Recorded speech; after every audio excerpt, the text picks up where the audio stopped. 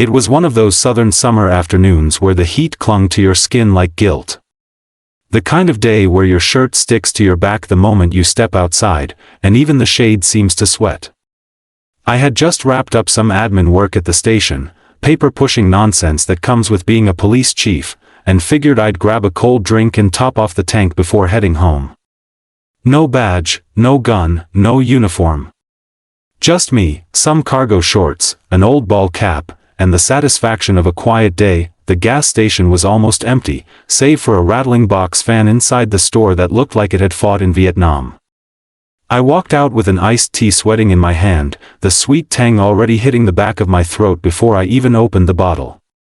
I was about to head to my car when I heard tires squeal behind me, music blasting something about girls in crop tops and money in stacks. A silver BMW coupe, clearly more show than go, swung recklessly into the station, nearly clipping the pump island. Out jumped a teenager dressed in what could only be described as mall thug chic, designer sneakers, a tank top with a gold chain, and sunglasses so reflective I could see my own scowl in them that he gave me a quick up and down look, then smirked like he was the first person to ever come up with a bad idea. "Hey, yo," he said, tossing his keys toward me like I worked there, "fill it up. Premium. Don't scratch the paint." The keys landed at my feet with a soft jingle. For a second, I didn't move. I was still processing whether this kid was joking or just truly that disconnected from reality. I glanced around. No other attendants. Just me and a man fixing a leaky air pump on the far end of the lot. "You serious?" I asked, squinting past the BMW's tinted windows, already spotting two other teens inside, all of them laughing. "Yeah, man. Chop chop. We're on a schedule." He turned his back to me like it was already decided. I took a slow sip of my iced tea and bent down, not to pick up his keys, but to kick them gently toward his feet. "You've got the wrong guy, kid." He turned around, confused, then annoyed. "So what? You don't work here?" "Nope." He blinked, scoffed, and said, "Well, you're standing by a gas pump, holding a drink like you're on break. What else was I supposed to think?" I smiled at that. It was the kind of smile that didn't reach the eyes. Let's just say I don't pump gas for people who talk to me like that. Or toss keys at me like they're flipping a coin to the valet. He crossed his arms, leaned back like he was auditioning for a rap video. "You know who I am?" "No," I said. "But I'm guessing you're someone whose mama never taught him manners." That got his attention. He straightened up, eyes narrowing. "You've got an attitude for a gas station guy. And you've got a mouth for someone who doesn't know who he's talking to," I said. He took a step forward, the tough guy routine dialed up to 11. "You trying to start something, old man?" I didn't flinch. Didn't raise my voice. Just said, "Walk away." He didn't. Instead, he took out his phone and started recording me. "This is the loser who wouldn't pump my gas," he said to the camera, aiming it like a weapon. "Says he doesn't work here, but he's just standing around like a creep. Probably casing my car." He turned the camera on himself, grinning. Gotta love when nobodies think they're somebody. I could feel the sweat rolling down my back, could hear the low hiss of the pump next to me as someone else filled up. The BMW's windows were still up, but I could see the silhouettes of his friends laughing inside, probably egging him on. Then came the kicker. "People like you are lucky guys like me even talk to you," he said, letting the implication hang like smoke in the air. There it was. I didn't respond. Not with words, anyway. I picked up my iced tea again, took another sip, and started walking toward my truck. "Yeah, that's right," he yelled behind me. "Walk away, punk." I stopped halfway to my door and turned slowly, my voice calm. "Do yourself a favor, kid. Get back in your car and drive away." He didn't. Of course, he didn't. Instead, he strutted over, voice still loud, posture still inflated with high school testosterone. "You got a problem?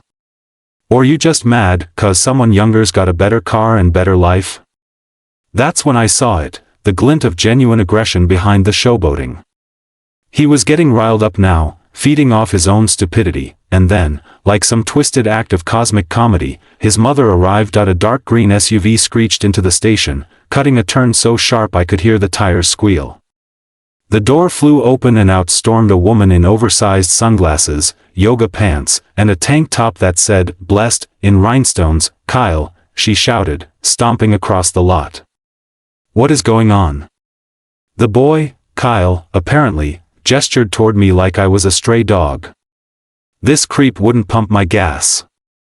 And then he got in my face.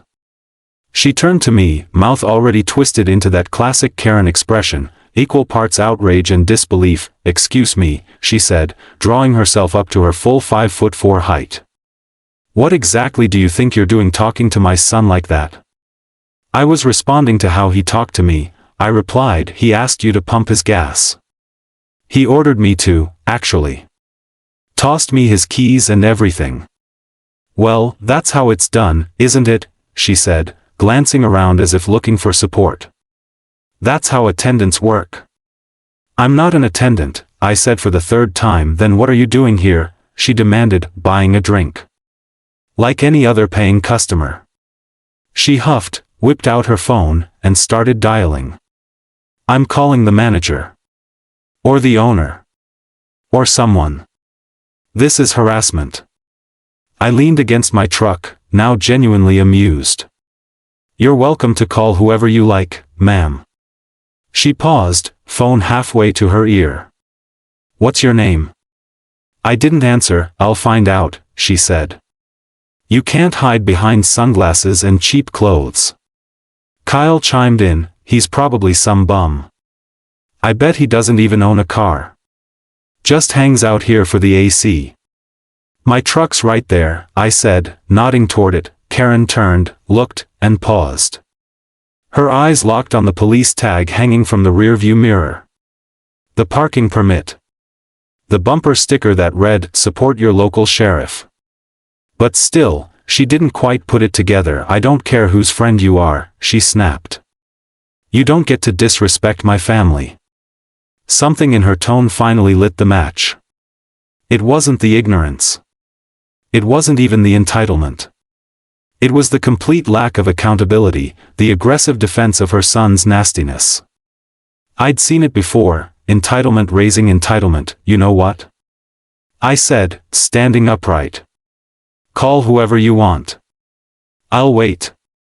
She did, and the minute the dispatcher answered, her voice changed, sugary and calm. "Hi, yes, I'd like to report a suspicious man harassing me and my son." She turned slightly away so I couldn't hear the whole exchange, but I caught enough. "Yes, Caucasian. No, I don't think he's armed, just very aggressive. Said he wouldn't pump our gas and then threatened us." I shook my head slowly. Classic playbook. She gave a few more false details and ended the call with, "Thank you. Please hurry." I leaned against my truck again and took another slow sip of iced tea. Kyle was pacing now, checking his phone. Probably uploading the video of our exchange. His friends finally got out of the BMW, slinking around like they didn't want to be seen. Even they could feel the shift. Karen stared at me, unsure now. Something in my body language, in how calmly I was handling it all, must have triggered a doubt. "You're very smug for someone about to be arrested," she said. That I glanced up, meeting her gaze. "Ma'am," I said, "I don't think you understand just how badly you've misread this situation."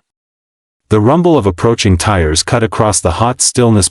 Two patrol cars pulled into the lot, their presence instant and commanding. Karen's smile bloomed wide. Kyle's chest puffed out like a proud rooster, and I didn't move. I stayed leaning, watching the cars approach, lights spinning but sirens off. That's when the first officer got out. And the second, and their eyes landed on me. They froze, recognition bloomed on both their faces. Karen's smile faltered, and Kyle's expression slowly crumbled into something more confused, then concerned. That I tossed the empty iced tea bottle into the nearby bin and stepped away from the truck as one of the officers took off his sunglasses. "Chief," he said, nodding. Karen took a step back, her voice almost trembling. "Chief?"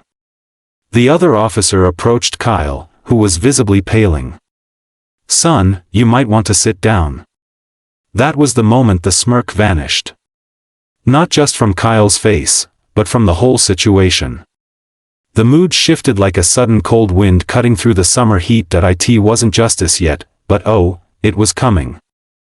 Karen's voice cut through the thick summer air like a rusty blade, shrill, sharp, and entirely certain she was right. "I want your badge number," she demanded, stepping forward now that the gravity of the moment had slipped through her fingers and the confusion had begun to set in.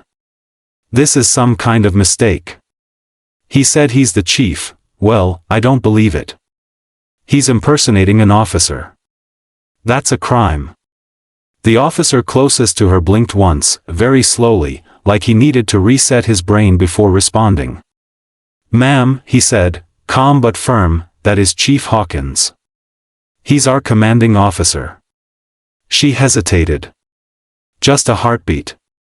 But it was there, enough for me to see the first crack in her manufactured confidence. Kyle didn't say anything. He just looked at me like someone who finally realized the poker table was real and he'd gone all in with a pair of threes. Karen tried to recover. "I don't care if he says he's a chief. Anyone can say anything. Look at how he's dressed. He's in shorts." The second officer stifled a laugh, but turned away to avoid setting her off. I hadn't said much yet. I didn't need to. I'd learned over the years that silence, used right, had more weight than any badge ever could. People told on themselves eventually, especially people like her. "Let's all just calm down," she said, reining her tone into something polite with sharp edges. "Clearly this is a misunderstanding. My son was trying to get gas, and this man was standing next to the pump and refused to help. He got aggressive. He threatened him." Kyle nodded, eager to back his mom's rewritten version of events. "Yeah, he tried to intimidate me. He made me feel unsafe." "Unsafe?" I finally spoke, keeping my voice low, even. "You threw your keys at me, ordered me around, and called me a gas monkey." Karen turned toward her son with lightning in her stare. "You what?" Kyle looked like he just stepped into traffic. I didn't say that exactly. You better not have," she hissed under her breath, before turning back to me, smile pasted on like bad wallpaper. "He's young. He didn't know who you were. And if I was just any man standing here?" I asked, staring into her eyes now. "That'd make it okay?" She flinched slightly but held her line. "Look, this has gotten out of hand. He didn't mean anything by it. He's just a teenager. Hormones. Pressure from friends. I'm sure you remember what that was like." I stared at her for a long moment. I remember being raised better. The silence stretched. You could hear the hum of the air conditioning unit on the side of the convenience store and the distant bark of a dog somewhere in the neighborhood beyond.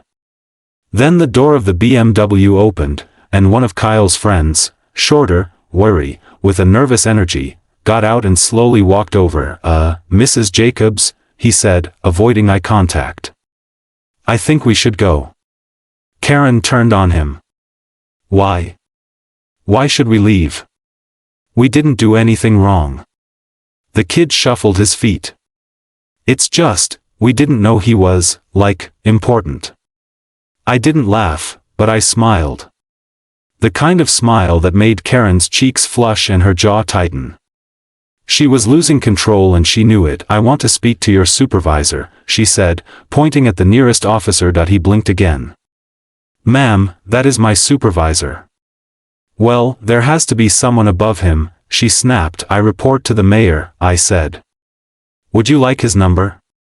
He's got a fishing pole in one hand and a beer in the other right now, but I'm sure he'd love to hear about how you tried to have his police chief arrested for standing too close to your overpriced BMW."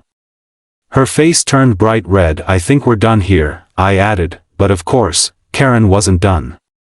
"Not really. People like her never are.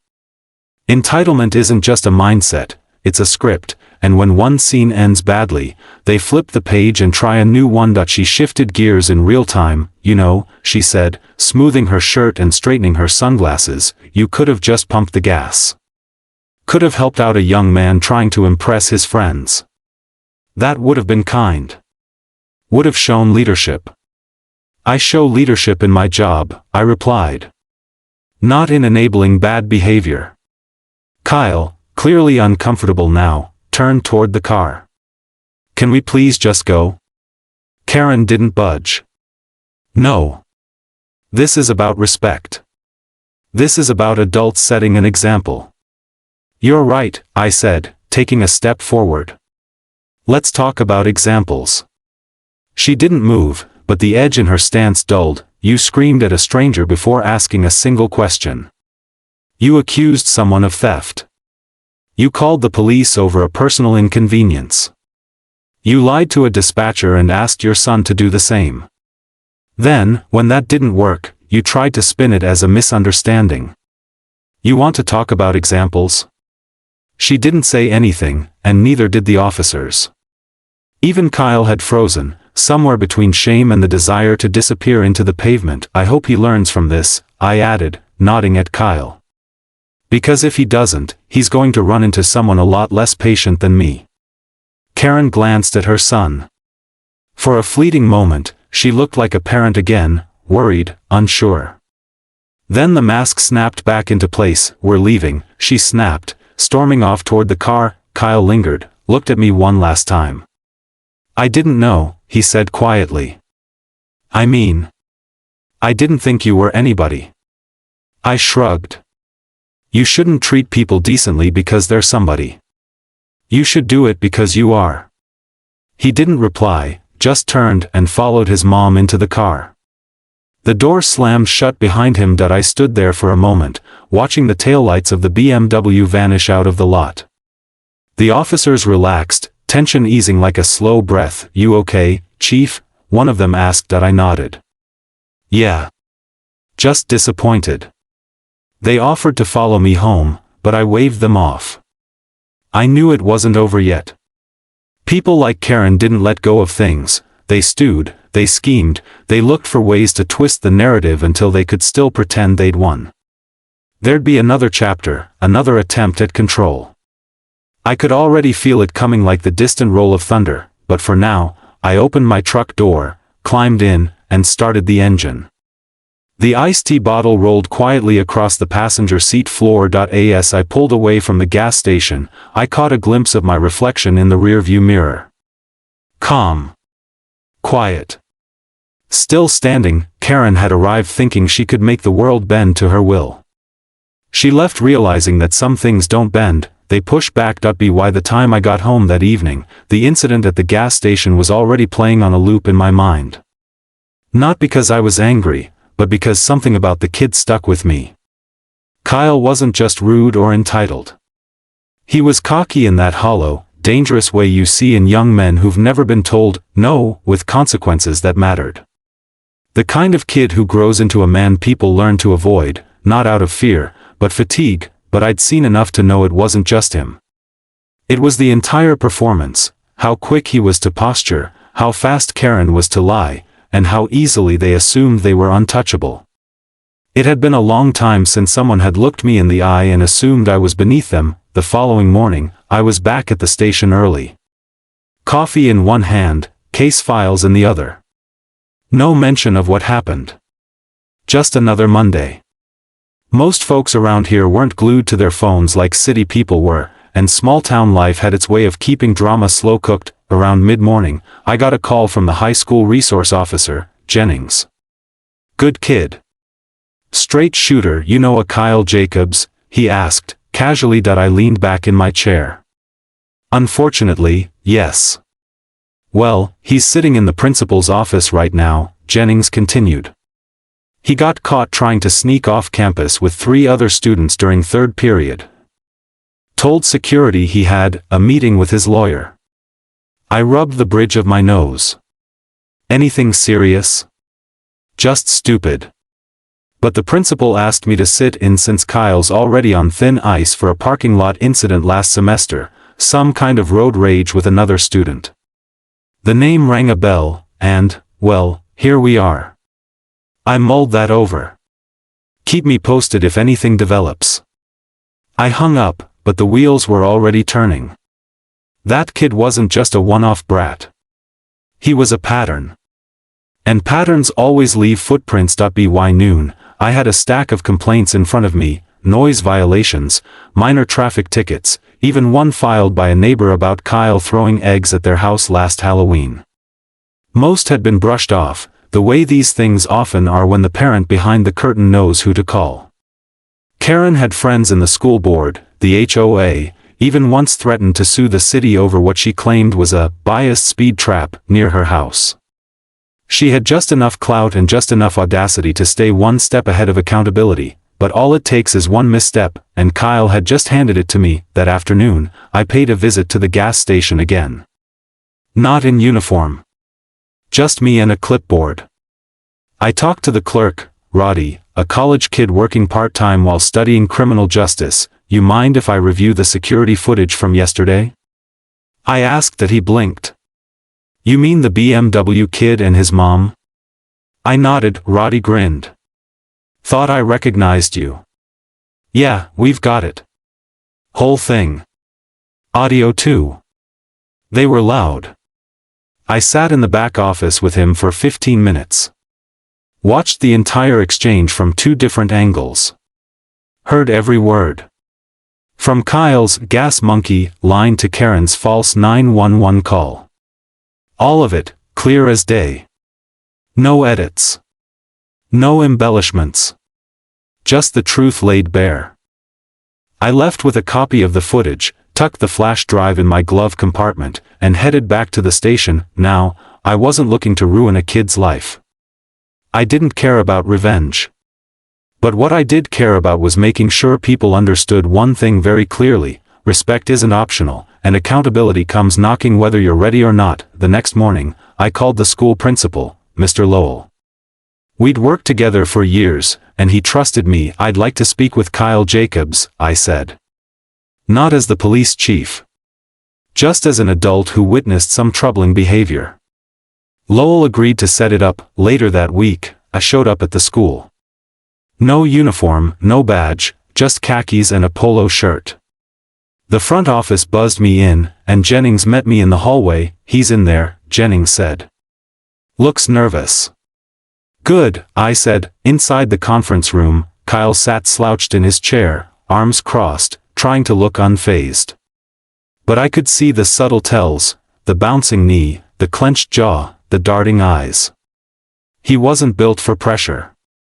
He was built for getting out of it. I sat down across from him and placed a small file folder on the table. "Do you know why I'm here, Kyle?"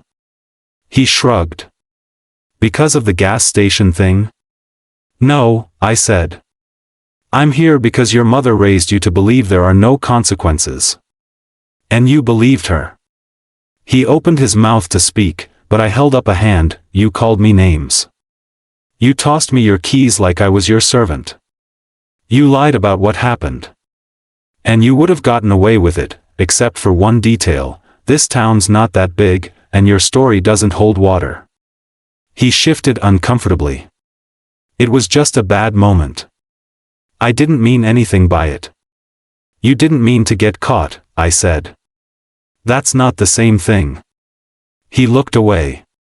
Silence stretched. "I have the footage," I continued. "The store had cameras with audio. Every word is recorded." That got him. He flinched, and his entire facade cracked. "I'm not going to charge you," I said. "But you need to understand what you're playing with. The next time you pull something like this, you might not be dealing with someone who gives you a second chance."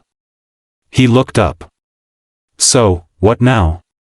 You're going to make this right?" He furrowed his brow. "Like, apologize? Like working 2 weekends at that same gas station, cleaning, restocking, sweeping the lot. And when you're done, you're going to look Roddy in the eye and say thank you. That's not even legal," he mumbled. "You'd rather I press charges for false reporting and public disorder?" His mouth shut. "I've already spoken to your principal and your mom," I added. They both agreed. He sat back, stunned. "She agreed? She didn't have a choice. You embarrassed her." Not because of what you did, but because of who you did it to. And the truth is, you've made this bed, Kyle. You're just lucky the mattress is soft. He didn't say anything for a long time. Eventually, he muttered, "Fine." Louder. "Fine," he said, sharper this time. That I stood, gathered my things. "You've got a chance to be better than the worst thing you've done. Don't waste it." As I left the room, I saw Karen standing near the office window. Her arms were folded tight across her chest. She didn't look angry. She looked tired. Like the mask had finally cracked, and the weight of keeping it on was finally catching up to her. "Chief," she said stiffly, "Mrs. Jacobs." She didn't apologize, didn't explain. But she didn't argue either. That was something. Sometimes, silence is the first step toward growth. By the time I made it back to my truck, the morning sun had crept high in the sky. Another hot day ahead. But I felt lighter. Kyle would have to face himself now.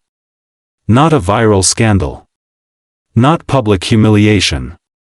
Just honest, quiet accountability. That's the kind that sticks. 2 weeks later, I stopped by that same gas station on my way home from work. The sun was starting to dip, casting long shadows over the lot. It had been a long day filled with budget meetings and community complaints, the kind of quiet grind people forget law enforcement involves. I wasn't in uniform, but everyone around here knew me by now, especially after the incident with Kyle Jacobs and his mother. As I pulled up to the pump, I noticed the unmistakable silver BMW parked on the far end of the lot. Its front end was dusty, the rims dull from a lack of polishing. Standing next to it, dressed in a red apron and holding a window squeegee, was Kyle himself. He looked different. Gone was the fake swagger, the inflated ego puffed up by parental shielding. He stood stiff, focused on wiping down a minivan's windshield with deliberate, careful strokes. No phone in his hand. No friends in sight. Just a teenager doing actual work in 100-degree weather. Roddy, the station clerk, caught my eye from inside and gave me a small nod. I nodded back, keeping my distance. I didn't need to check in. I just wanted to see if the lesson was sinking in. As I finished fueling up, Kyle noticed me. He froze for a second, then gave a hesitant wave. Not sarcastic. Not mocking. Just quiet recognition. I gave a small wave in return and got back into my truck. No words exchanged.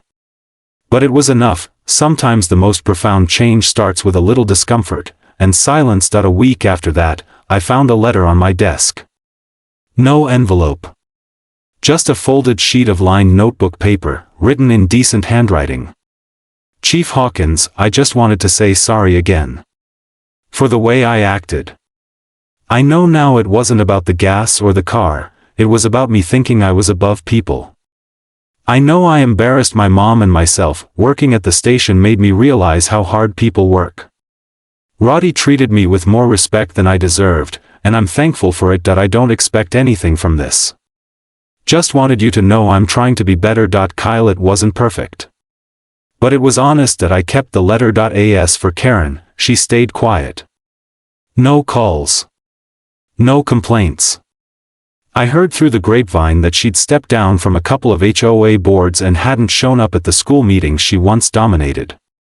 A few parents mentioned she looked worn out lately, like someone who'd finally run out of people to argue with. That wasn't my concern anymore. I hadn't sought to destroy her, just to press pause on the hurricane long enough for her to see what she was spinning around. Justice doesn't always wear a badge or swing a gavel. Sometimes it shows up in the form of a teenager sweating through his clothes on a hot asphalt lot, wiping bird droppings off windshields, because that's what growth looks like when pride's been stripped away. Life in a small town doesn't allow you to run far from your reflection. Every mistake has a face, a name, and a memory. And eventually, that memory comes back in the form of hard choices and uncomfortable consequences. A month after everything settled, I was at the local diner getting breakfast when Kyle walked in with his dad, someone I hadn't seen during the entire episode. The man was tall, plain-looking, dressed in work boots and a short-sleeve button-up, with hands that looked like they were used to manual labor. They sat a few booths away. I didn't make eye contact, but I felt a presence beside me a few minutes later. It was Kyle. "Chief," he said. "Mind if I sit?" I gestured to the opposite seat. "He's Saturday, my dad wanted me to come over. I didn't want to bother you." "You're not," I said. He glanced around, nervous. I've been doing better. Kept working weekends even after the 2 weeks were up. Roddy offered to pay me after that, so I took the job. Figured if I wanted people to stop seeing me as that kid, I needed to do something different. I nodded. "Good." He hesitated. "My mom's still mad." "About what?" "Everything. Says the whole town's turned against us." I set my coffee down and looked him square in the eye. "No one turned against her, Kyle. She just finally stopped being able to talk over people." He looked down at the table. "She thinks you embarrassed her." "No," I said, voice steady. "She did that on her own. I just stopped letting her rewrite the story." He nodded slowly. "I get that now." He didn't stay long.